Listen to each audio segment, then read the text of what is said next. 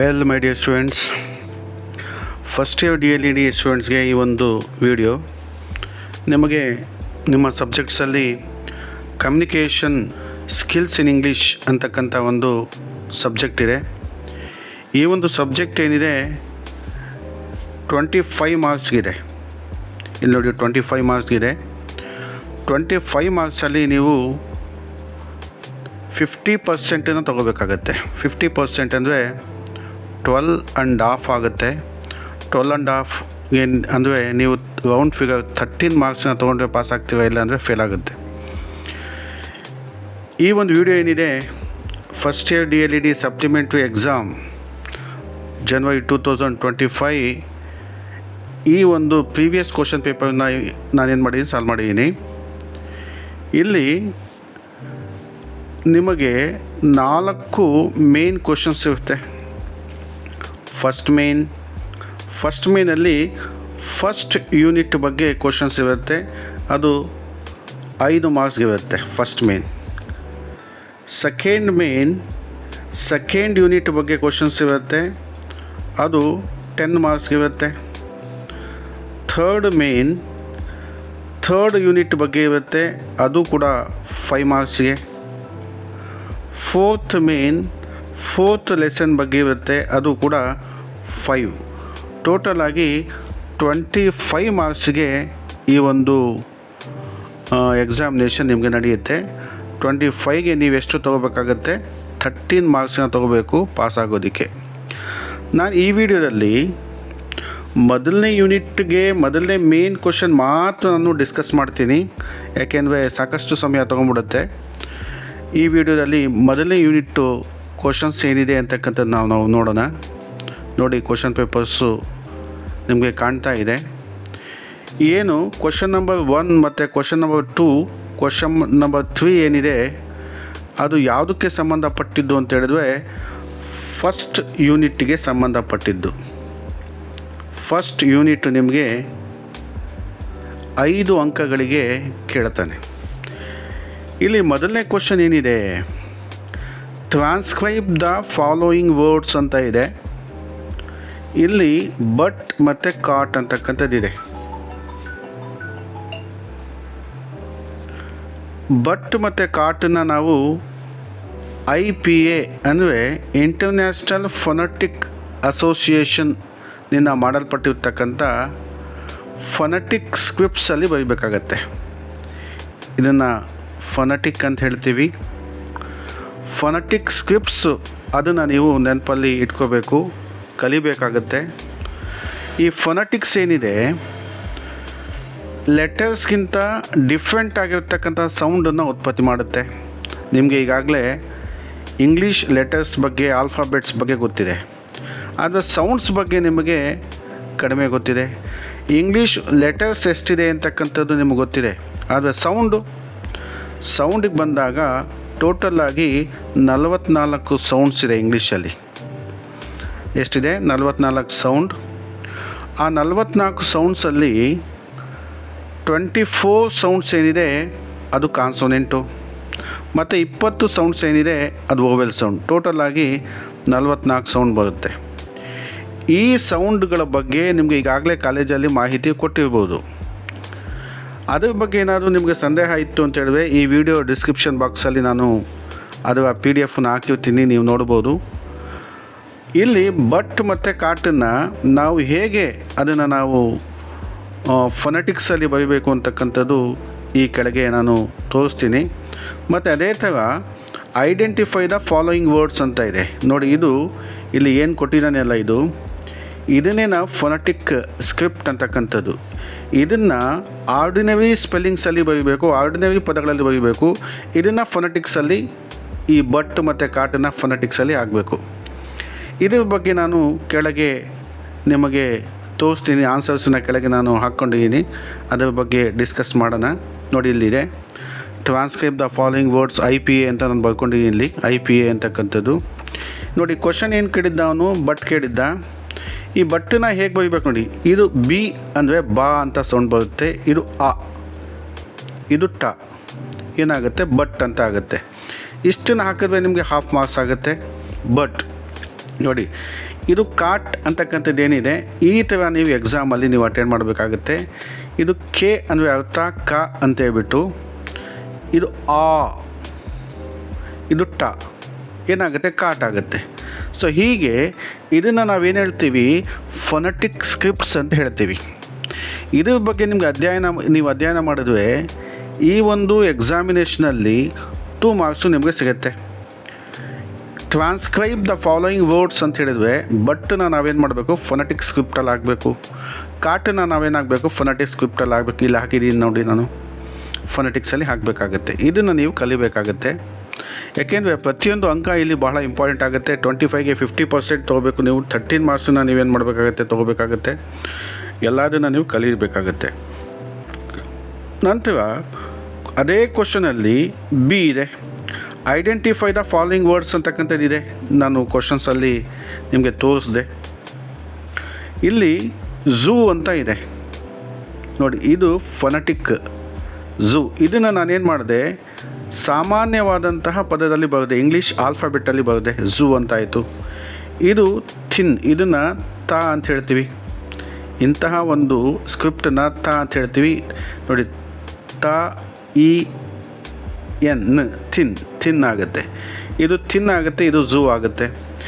ಇದಕ್ಕೂ ಎಷ್ಟು ಮಾರ್ಕ್ಸ್ ಆಗುತ್ತೆ, ಒಂದೊಂದಕ್ಕೆ ಹಾಫು, ಇನ್ನೊಂದಕ್ಕೆ ಹಾಫು, ಟೋಟಲ್ ಇದು 1 ಮಾರ್ಕ್ಸು, ಇದು 1 ಮಾರ್ಕ್ಸು ಆಗುತ್ತೆ. ಅಂದರೆ ಟ್ರಾನ್ಸ್ಕ್ರೈಬ್ ದ ಫಾಲೋಯಿಂಗ್ ವರ್ಡ್ಸ್ ಅಂದರೆ ನೀವೇನು ಮಾಡಬೇಕು, ಸಾಮಾನ್ಯವಾದಂತಹ ಸ್ಪೆಲ್ಲಿಂಗಲ್ಲಿರ್ತಕ್ಕಂಥದ್ದನ್ನು ಫೊನೆಟಿಕ್ಸಲ್ಲಿ ಬರೀಬೇಕಾಗತ್ತೆ. ಐಡೆಂಟಿಫೈ ದ ಫಾಲೋಯಿಂಗ್ ವರ್ಡ್ಸ್ ಅಂತ ಹೇಳಿದರೆ ಫೊನೆಟಿಕ್ಸಲ್ಲಿರ್ತಕ್ಕಂಥದ್ದನ್ನು ಸಾಮಾನ್ಯವಾದಂತಹ ಪದಗಳಲ್ಲಿ ಲೆಟರ್ಸಲ್ಲಿ ಏನು ಮಾಡಬೇಕಾಗತ್ತೆ ನೀವು ಬರೀಬೇಕಾಗತ್ತೆ. ಇಷ್ಟನ್ನು ನೀವೇನು ಮಾಡಬೇಕು ಮಾಡಿದರೆ ನಿಮಗೆ ಎಷ್ಟು ಮಾರ್ಕ್ಸ್ ಸಿಗುತ್ತೆ 2 ಮಾರ್ಕ್ಸ್ ಸಿಗುತ್ತೆ. ಅದೇ ಇಲ್ಲಿ ನಿಮಗೆ ಅವನು ಕೇಳಿರೋದು ನೋಡಿ. ಇಲ್ಲಿ ಬಟ್ಟಿಗೆ ಎಷ್ಟು ಮಾರ್ಕ್ಸ್ ಹೇಳಿದ್ದಾನೆ, ಹಾಫು, ಕಾಟಿಗೆ ಹಾಫು, ಅಂದರೆ 2 × ಹಾಫ್ ಏನಾಗಿದೆ 1. ಮತ್ತು ಐಡೆಂಟಿಫೈ ದ ಫಾಲೋಯಿಂಗ್ ವರ್ಡ್ಸ್, ಇಲ್ಲೂ ಕೂಡ ಇದಕ್ಕೆ 1 ಮಾರ್ಕ್ಸು ಮತ್ತು ಇದಕ್ಕೆ 1 ಮಾರ್ಕ್ಸು ಸಿಗುತ್ತೆ. ಈ ಬಟ್ಟು ಮತ್ತು ಕಾಟನ್ನು ನೀವು ಫೊನೆಟಿಕ್ಸಲ್ಲಿ ಹಾಕಬೇಕು. ಈ ಫೊನೆಟಿಕ್ಸಲ್ಲಿ ಇರ್ತಕ್ಕಂಥದ್ದನ್ನು ನೀವೇನಾಗಬೇಕು ಸಾಮಾನ್ಯವಾದಂತಹ ಒಂದು ವರ್ಡ್ಸಲ್ಲಿ ಹಾಕಬೇಕು ನೋಡಿ. ಝೂ ಮತ್ತು ಥಿನ್ ಅಂತಕ್ಕಂಥ ಈಗಾಗಲೇ ನಿಮಗೆ ಆನ್ಸರ್ಸನ್ನ ತೋರಿಸಿದ್ದೀನಿ ನಾನು. ಇದನ್ನು ಮಾಡಬೇಕು. ಇಷ್ಟನ್ನು ಮಾಡೋದು ನಿಮಗೆ ಎಷ್ಟು ಸಿಗುತ್ತೆ 2 ಮಾರ್ಕ್ಸ್, 1 + 1 ಸಿಗುತ್ತೆ. ಅದೇ ಥರ ನಾವು ಮುಂದೆ ಹೋಗೋಣ. Mention the number of syllables in each of the following words ಅಂತ ಇದೆ. ಇದು ನೀವು ಸುಲಭವಾಗಿ ಮಾಡ್ಬೋದು ಅಂತ ಅನಿಸುತ್ತೆ ಕಂಪೇರ್ ಟು ಫಸ್ಟ್ ಕ್ವಶನ್. ಇಲ್ಲಿ 4 ಪದಗಳು ಇದೆ. ಇಲ್ಲಿ ಸಿಲಬಲ್ಸ್ ಎಷ್ಟಿದೆ ಅಂತಕ್ಕಂಥದ್ದನ್ನು ನಾವೇನು ಮಾಡಬೇಕು ಮೆನ್ಷನ್ ಮಾಡಬೇಕು. ಸಿಲಬಲ್ಸ್ ಅಂದರೆ ಏನು, ಸಿಲಬಲ್ ಅಂತ ಹೇಳಿದ್ರೆ ಎ ಯೂನಿಟ್ ಆಫ್ ಸೌಂಡ್ ಅಂತ. ಸಿಲಬಲ್ ಅಂದರೆ A unit of sound. A unit of sound ಅಂದರೆ ಏನು ಅಂದರೆ ಯಾವ ಸೌಂಡನ್ನು ನಾವು ಒಂದೇ ಸತಿ ಉತ್ಪತ್ತಿ ಮಾಡ್ತೀವಿ, ಅದನ್ನು ಕಟ್ ಮಾಡೋಕ್ಕಾಗಲ್ಲ. ಅದು ಅಲ್ಲಿ ಓವೆಲ್ಲು ಮತ್ತು ಕಾನ್ಸೊನೆಂಟ್ ಸೌಂಡ್ ಬ್ಲೆಂಡಿಂಗ್ ಆಗಿರುತ್ತೆ, ಅಥವಾ ಓವೆಲ್ ಸೌಂಡ್ ಇರಲೇಬೇಕಾಗತ್ತೆ. ಅಂತಹ ಒಂದು ಸೌಂಡನ್ನು ನಾವೇನು ಹೇಳ್ತೀವಿ ಸಿಲಬಲ್ ಅಂತ ಹೇಳ್ತೀವಿ. ಸಿಲಬಲ್ ಅಂತ ಹೇಳಿದ್ರೆ ಎ ಯೂನಿಟ್ ಆಫ್ ಸೌಂಡ್ ಅಂತಕ್ಕಂಥದ್ದು. ಇಲ್ಲಿ ನೋಡಿ ಪೊಲಿಟಿಕಲ್ ಅಂತ ಇದೆ. ಈ ಪೊಲಿಟಿಕಲಲ್ಲಿ ಎಷ್ಟು ಸಿಲಬಲ್ ಇದೆ ಅಂತಕ್ಕಂಥದ್ದು, ಎಷ್ಟು ಸೌಂಡ್ ಇದೆ ಅಂತಕ್ಕಂಥದ್ದನ್ನು ನಾವು ತಿಳ್ಕೊಬೇಕಾಗತ್ತೆ. ಈ ಪೊಲಿಟಿಕಲ್ನ ನೋಡಿದಾಗ ಪೋ ಲಿ ಟಿ ಕಲ್ ನೋಡಿ, ಪೋ 1 ಸೌಂಡ್ ಆಯಿತು, ಆಮೇಲೆ ಲಿ ಇನ್ನೊಂದು ಸೌಂಡ್ ಆಯಿತು, ಟಿ ಇನ್ನೊಂದು ಸೌಂಡ್ ಆಯಿತು, ಕಲ್ ಎಷ್ಟು ಸೌಂಡ್ ಆಯಿತು 4. ಹೀಗೆ ನೋಡಬೇಕಾಗತ್ತೆ. ಪೋ ಲಿ ಟಿ ಕಲ್ ಎಷ್ಟು ಸೌಂಡ್ ಅಂತ ಹೇಳಿದ್ರೆ 4 ಸೌಂಡ್ ಆಯಿತು. 4 ಸೌಂಡ್ಗೆ ನೀವೇನು ಮಾಡಬೇಕು 4 ಸಿಲಬಲ್ಸ್ ಅಂತ ಹೇಳ್ಬಿಟ್ಟು ನೀವು ಆ ಪದದ ಮುಂದೆ ಬರೀಬೇಕಾಗತ್ತೆ. ಅದೇ ಥರ ಟೀಚರ್ ನೋಡಿ, ಟಿ ಅಂತಕ್ಕಂಥದ್ದು 1 ಬರುತ್ತೆ, ಮತ್ತು ಚರ್ ಟೀಚರ್ ಹೀಗಾಗುತ್ತೆ. ಟೀಚರ್ ಇದಕ್ಕೆ ಸಂಬಂಧಪಟ್ಟಂತೆ ನಾನು ಇಲ್ಲಿ ನೋಡಿ ಇಲ್ಲಿ ಹಾಕಿ ನೋಡಿ, ನಂಬರ್ ಆಫ್ ಸಿಲಬಲ್ಸ್ ಅಂತಕ್ಕಂಥದ್ದು ನೋಡಿ. ಇಲ್ಲಿ ಪೋ ಲಿ ಟಿ ಕಲ್ ಎಷ್ಟು ಸಿಲಬಲ್ ಇದೆ 4 ಸಿಲಬಲ್ ಇದೆ. ನೀವು ಇದನ್ನು ಮೆನ್ಷನ್ ಮಾಡೋ ಅಗತ್ಯ ಇಲ್ಲ, ಇದನ್ನು ಮೆನ್ಷನ್ ಮಾಡೋ ಅಗತ್ಯ ಇಲ್ಲ. ನೀವು 4 ಸಿಲಬಲ್ ಅಂತ ಬರೆದು ಸಾಕಾಗತ್ತೆ. ಪೊಲಿಟಿಕಲ್ ಎಷ್ಟಿದೆ 4 ಸಿಲಬಲ್ ಇದೆ. ಮತ್ತು ಟೀಚರ್ ವ್ಯಾಲ್ಯೂ ಎಷ್ಟಿದೆ ನೋಡಿ, ಟಿ ಮತ್ತು ಚರ್ ಟೀಚರ್ 2 ಸಿಲಬಲ್. ನೀವು ಇಷ್ಟನ್ನು ಬರೀಬೇಕಾದ್ರೆ ಟೀಚರ್. ಆಮೇಲೆ ಸೀನ್ ಅಂತ ಇದೆ ನೋಡಿ, ಸೀನನ್ನು ಕಟ್ ಮಾಡೋಕ್ಕಾಗತ್ತಾ? ಇಲ್ಲ, ಸಿ ಇನ್ ಅಂತ ಹೇಳೋಕ್ಕಾಗಲ್ಲ. ಅದಕ್ಕೆ ಎಷ್ಟು ಸಿಲಬಲ್ ಇದೆ? ಒಂದೇ ಸಿಲಬಲ್ ಇದೆ, ಅಷ್ಟನ್ನು ಬರೀಬೇಕಾಗತ್ತೆ. ಮತ್ತು ಕಂಡೀಷನ್ ಇದೆ ನೋಡಿ, ಕಂಡೀಷನ್ ಎಷ್ಟು ಸೌಂಡ್ ಆಯಿತು? 3 ಸೌಂಡ್. 3 ಸೌಂಡ್ ಅಂತ ಹೇಳಿದ್ರೆ 3 ಸಿಲಬಲ್ಸ್ ಅಂತ ಬರೀಬೇಕು. ಇಲ್ಲಿ ಸುಲಭವಾಗಿ ನೀವು ಎಷ್ಟು ಮಾರ್ಕ್ಸ್ ತೊಗೋಬೋದು? 2 ಮಾರ್ಕ್ಸ್ ತೊಗೋಬೋದು. ಪ್ರತಿಯೊಂದು ಪದಕ್ಕೂ ಏನು ಹಾಫ್ ಮಾರ್ಕ್ಸ್ ಇದೆ. 4 ಇಂಟು ಹಾಫ್ ಅಂತ ಹೇಳಿದ್ರೆ ನಿಮ್ಗೆ ಎಷ್ಟು ಸಿಗುತ್ತೆ? 2 ಮಾರ್ಕ್ಸ್ ಸಿಗುತ್ತೆ. ಅದನ್ನೇ ಇಲ್ಲಿ ಅವ್ನು ಕೇಳಿರೋದು. ಇಲ್ಲಿ ನೋಡಿ, ಇಲ್ಲಿ ನಮ್ಮ ಕ್ವಶನ್ ಪೇಪರ್ನಲ್ಲಿ mention the number of syllables in each the following words ಅಂತ ಇದೆ. ಪೊಲಿಟಿಕಲಲ್ಲಿ ಎಷ್ಟಿದೆ, ಟೀಚರಲ್ಲಿ ಎಷ್ಟು ಸಿಲಬಲ್ ಇದೆ, ಸೀನಲ್ಲಿ ಎಷ್ಟು ಸಿಲಬಲ್ ಇದೆ, ಕಂಡೀಷನಲ್ಲಿ ಎಷ್ಟು ಸಿಲಬಲ್ ಇದೆ ಅಂತಕ್ಕಂಥದ್ದು ಅವ್ನು ಕೇಳಿದ್ದಾನೆ. ನಾನಿಲ್ಲಿ ಅದಕ್ಕೆ ಆನ್ಸರ್ನ ನಿಮಗೆ ಮಾಡಿದ್ದೀನಿ, ಅದನ್ನು ನೀವೇನು ಮಾಡಿ ನೋಡ್ಕೊಳ್ಳಿ. ಪೊಲಿಟಿಕಲಲ್ಲಿ ಎಷ್ಟು ಸಿಲಬಲ್ ಇದೆ? 4 ಇದೆ. ಟೀಚರಲ್ಲಿ ಎಷ್ಟು ಸಿಲಬಲ್ ಇದೆ? 2 ಸಿಲಬಲ್ ಇದೆ. ಸೀನಲ್ಲಿ ಎಷ್ಟು ಸಿಲಬಲ್ ಇದೆ? 1 ಸಿಲಬಲ್ ಇದೆ. ಕಂಡೀಷನಲ್ಲಿ ಎಷ್ಟು ಸಿಲಬಲ್ ಇದೆ? 3 ಸಿಲಬಲ್ ಇದೆ. ಅದನ್ನು ಹೆಂಗೆ ಕಂಡುಹಿಡಿಬೇಕು ಅಂತಕ್ಕಂಥದ್ದು ಕೂಡ ನಾನಿಲ್ಲಿ ಹೇಳಿದ್ದೀನಿ. ಈ ಭಾಗದ್ದೇನು ನೀವು ಅಟೆಂಡ್ ಮಾಡೋ ಅಗತ್ಯ ಇಲ್ಲ. 4 ಸಿಲಬಲ್, 2 ಸಿಲಬಲ್, 1 ಸಿಲಬಲ್, 3 ಸಿಲಬಲ್ ಅಂತ ಬರೆದ್ರೆ ಸಾಕಾಗುತ್ತೆ. ನಿಮಗೆ ಏನಾಗುತ್ತೆ? 2 ಮಾರ್ಕ್ಸು ಸಿಗುತ್ತೆ. ಇನ್ನು ಕ್ವಶನ್ ನಂಬರ್ 3 ನೋಡಿ, ಒಂದು ಕ್ವಶನ್ ಕೇಳ್ತಾನೆ. ಅದು ಮೊದಲನೇ ಯೂನಿಟಿಗೆ ಸಂಬಂಧಪಟ್ಟಂತೆ. Right any 2 functions of intonation ಅಂತ ಕೇಳಿದ ನಾನು. ಅಂದರೆ ಇಂಟೋನೇಷನ್ ಅಂದರೆ ಏನು? ಇಂಟೋನೇಷನ್ ಅಂತ ಹೇಳಿದ್ರೆ ನಮ್ಮ ಧ್ವನಿಯ ಗತಿಯನ್ನು ಇಂಗ್ಲೀಷಲ್ಲಿ ಏನು ಮಾಡ್ತೀವಿ? ಇಂಟೋನೇಷನ್ ಅಂತ ಹೇಳ್ತೀವಿ. ವಾಯ್ಸ್ ಪಿಚ್ಚನ್ನು ಏನು ಹೇಳ್ತೀವಿ ನಾವು? ಇಂಟೋನೇಷನ್. ನಾವು ಮಾತಾಡಬೇಕಾದ್ರೆ ಸ್ವಲ್ಪ ಏನು ಮಾಡ್ತೀವಿ? ನಮ್ಮ ಧ್ವನಿಯ ಗತಿಯನ್ನು ಕೆಲವು ಸತಿ ಹೆಚ್ಚು ಮಾಡ್ತೀವಿ, ಕೆಲವು ಸತಿ ಕಡಿಮೆ ಮಾಡ್ತೀವಿ. ಆ ಒಂದು ಪ್ರೋಸೆಸ್ಗೆ ನಾವೇಂತೀವಿ? ಇಂಟೋನೇಷನ್ ಅಂತ ಹೇಳ್ತೀವಿ. ಇಂಟೋನೇಷನ್ ಅಂದರೆ ಏನು ಅಂತ ಅವ್ನು ಕೇಳಿಲ್ಲ, 2 ಫಂಕ್ಷನ್ಸ್ ಕೇಳಿದ್ದಾನೆ. ಎಷ್ಟು ಫಂಕ್ಷನ್ ಕೇಳಿದ್ದಾನೆ? 2 ಫಂಕ್ಷನ್ ಕೇಳಿದ್ದಾನೆ. ಇದಕ್ಕೆ ನಾನು ಇಲ್ಲಿ ಆನ್ಸರ್ ಮಾಡಿದ್ದೀನಿ ನೋಡಿ. ಎನಿ 2 ಫಂಕ್ಷನ್ಸ್ ಆಫ್ ಇಂಟೋನೇಷನ್ ಅಂತ ಇಲ್ಲಿ ಕ್ವಶನ್ ಕೂಡ ಹಾಕ್ಕೊಂಡಿದ್ದೀನಿ. ಇಂಟೋನೇಷನ್ ಏನು ಮಾಡುತ್ತೆ? To express emotions and attitude. ನೋಡಿ, ನಮ್ಮ ಭಾವನೆಗಳನ್ನು ನಾವು ಎಕ್ಸ್ಪ್ರೆಸ್ ಮಾಡೋದಕ್ಕೆ ಇಂಟೋನೇಷನ್ ಬೇಕಾಗುತ್ತೆ.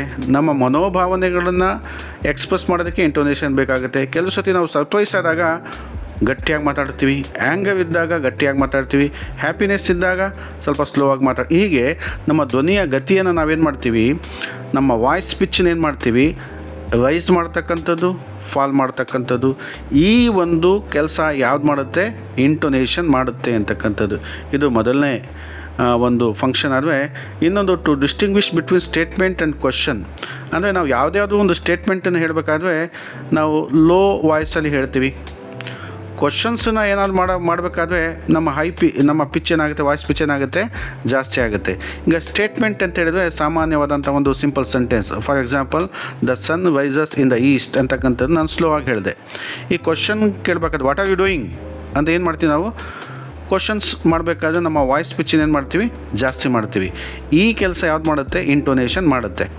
ಸೊ ಇದು to distinguish between statement and question. ಸ್ಟೇಟ್ಮೆಂಟನ್ನ ನಾವು ಮಾಡಬೇಕಾದ್ರೆ ರೈಸಿಂಗ್ ಟೋನ್ ಫಾರ್ ಕ್ವಶನ್. ನೋಡಿ, ಕ್ವಶನ್ಗೆ ನಾವೇನು ಮಾಡ್ತೀವಿ? Rising tone. ಫಾಲಿಂಗ್ ಟೋನ್ ಯಾವುದಕ್ಕೆ? ಸ್ಟೇಟ್ಮೆಂಟ್. ಯಾವುದಾದ್ರೂ ಒಂದು statement, Ravi is going to school, Ashoka was a great king, ಇಂತಹ ಒಂದು ಸ್ಟೇಟ್ಮೆಂಟನ್ನು ಅಥವಾ ಸೆಂಟೆನ್ಸ್ ಹೇಳೋದಕ್ಕೆ ನಾವೇನು ಮಾಡ್ತೀವಿ?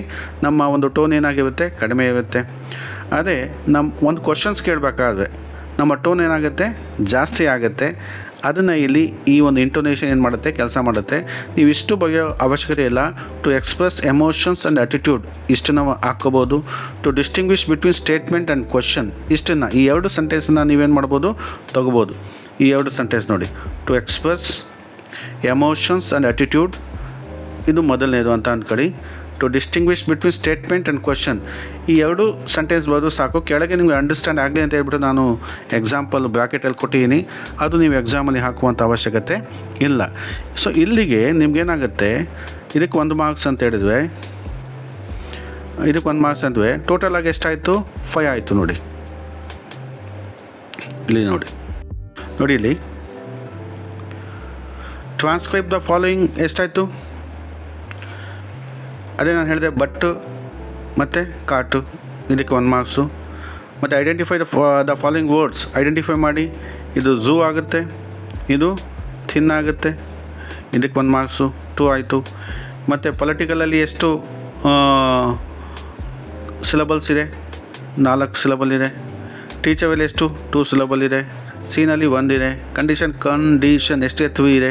ಮುಂದಕ್ಕೆ ಸಿಲಬಲ್ಸ್ ಅಂತ ಕಂಪ್ಲೀಟ್ ಮಾಡಬೇಕು. ಸಿಲಬಲ್ಸ್ ಅಂತ ಕಂಪ್ಲೀಟ್ ಆಗಿ ನೀವು ಓದಬೇಕಾಗುತ್ತೆ. ಇಲ್ಲಿ ನಿಮಗೆ ಎಷ್ಟು ಸಿಗುತ್ತೆ? 2 ಮಾರ್ಕ್ಸ್ ಸಿಗುತ್ತೆ. ಮತ್ತು right any 2 functions right any 2 functions of intonation ಬಗ್ಗೆ ಕೇಳಿದಾಗ ಈಗಾಗಲೇ ಹೇಳಿದ್ದು ನಾನು. ಇಂಟೋನೇಷನ್ ಏನಿದೆ ಇದನ್ನು ನೀವೇನು ಮಾಡಿ, ಇದನ್ನು ಹಾಕಿ ಎಷ್ಟು ಈ ಸೆಂಟೆನ್ಸ್ನ ಮಾತ್ರ ನೀವು ತೊಗೋಬೇಕಂತ ಹೇಳಿದ್ದೀನಿ. ಟು ಎಕ್ಸ್ಪ್ರೆಸ್ ಎಮೋಷನ್ಸ್, ಅಟಿಟ್ಯೂಡ್ ಮತ್ತು to distinguish between statement and question. ಇಲ್ಲಿಗೆ ಟೋಟಲಾಗಿ ನಿಮಗೆ ಎಷ್ಟು ಮಾರ್ಕ್ಸ್ ಸಿಗುತ್ತೆ? 5 ಮಾರ್ಕ್ಸ್ ನಿಮಗೆ ಸಿಗುತ್ತೆ. ಈ ವಿಡಿಯೋದಲ್ಲಿ 5 ಅಂಕಗಳಿಗೆ ಮಾತ್ರ ನಾನು ನಿಮ್ಗೆ ಹೇಳಿದ್ದೀನಿ. ನೆಕ್ಸ್ಟ್ ವಿಡಿಯೋದಲ್ಲಿ ನಾನು ನಿಮಗೆ ಪ್ಯಾಸೇಜ್ ಇದೆ ನೋಡಿ, ಸೆಕೆಂಡ್ ಯೂನಿಟಲ್ಲಿ ಪ್ಯಾಸೇಜ್ ಕೊಡ್ತಾನೆ. Read the passage carefully and answer the question that follow ಅಂತಕ್ಕಂಥದ್ದು. ಇಲ್ಲಿ ಒಂದೊಂದು ಪ್ಯಾಸೇಜ್ 3 ಮಾರ್ಕ್ಸ್ ಇದೆ. Question number 4, question number 5, question number 6, 4, 5, 6 ಏನಿದೆ ಅದು ನಿಮಗೆ ಪ್ಯಾಸೇಜು ಮತ್ತು ಲೆಟರು ಮತ್ತು ಇನ್ನೊಂದು ಪ್ಯಾಸೇಜನ್ನು ಕ್ರಿಯೇಟ್ ಮಾಡಿ ಅಂತಕ್ಕಂಥದ್ದಿದೆ. ಟೋಟಲಾಗಿ ಈ ಸೆಕೆಂಡ್ ಯೂನಿಟ್ ಏನಿದೆ ಇದು 10 ಮಾರ್ಕ್ಸಿಗೆ ಕೇಳ್ತಾನೆ. ಈ 10 ಮಾರ್ಕ್ಸ್ ಏನಾಗಿದೆ ಬಹಳ ಇಂಪಾರ್ಟೆಂಟ್ ಆಗುತ್ತೆ.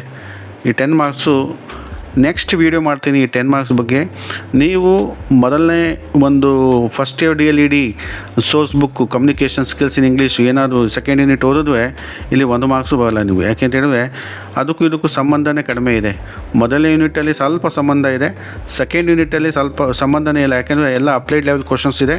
ಅದಕ್ಕೆ ನೀವು ವೀಡಿಯೋನ ನೋಡೋದು ಏನಾಗುತ್ತೆ ನಿಮಗೆ ಹೆಚ್ಚು ಉಪಯೋಗ ಆಗುತ್ತೆ. ನೆಕ್ಸ್ಟ್ ವೀಡಿಯೋ ನಾನು ಈ ಸೆಕೆಂಡ್ ಯೂನಿಟ್ ಕ್ವಶನ್ಸ್ ಬಗ್ಗೆ ನಾನು ಎರಡು ಪ್ಯಾಸೇಜು ಮತ್ತು ಪ್ಯಾರಾಗ್ರಾಫ್ ಹೆಂಗೆ ಕ್ರಿಯೇಟ್ ಮಾಡಬೇಕು ಅದ್ರ ಬಗ್ಗೆ ನಾನು ಹೇಳ್ತೀನಿ. ಮತ್ತು ಥರ್ಡ್ ವಿಡಿಯೋದಲ್ಲಿ ನಾನು 7, 8, 9, 10, 11 ಅದ್ರ ಬಗ್ಗೆ ನಾನು ಡಿಸ್ಕಸ್ ಮಾಡ್ತೀನಿ. ಈ ವಿಡಿಯೋ ತುಂಬ ಲಾಂಗ್ ಆಗೋದು ಬೇಡ ಅಂತ ಹೇಳ್ಬಿಟ್ಟು ನಾನು ಇಲ್ಲೇ ನಿಮಗೆ ಈ ವಿಡಿಯೋನ ಎಂಡ್ ಮಾಡ್ತಾಯಿದ್ದೀನಿ. ಇದನ್ನು ನೋಡಿದ್ರೆ ನಿಮಗೆ ಸ್ವಲ್ಪ ಐಡಿಯಾ ಸಿಗುತ್ತೆ. ಎಕ್ಸಾಮ್ಸನ್ನ ಹೇಗೆ ಫೇಸ್ ಮಾಡಬೇಕು, ಏನು ಅಟೆಂಡ್ ಮಾಡಬೇಕು, ಏನು ಮಾಡಬಾರ್ದು, ಏನು ಮಾಡಬೇಕು ಅಂತಕ್ಕಂಥದ್ದೆಲ್ಲ ನಿಮಗೆ ಐಡಿಯಾ ಸಿಗುತ್ತೆ. ಅದಕ್ಕೆ ಈ ವಿಡಿಯೋನ ನೋಡಿ ಅಂಡರ್ಸ್ಟ್ಯಾಂಡ್ ಮಾಡಿಕೊಂಡು ನೀವು ಮುಂದೆ ಹೋಗ್ತಕ್ಕಂಥದ್ದು ಬಹಳ ಒಳ್ಳೆಯದು. ಓಕೆ, ಧನ್ಯವಾದಗಳು.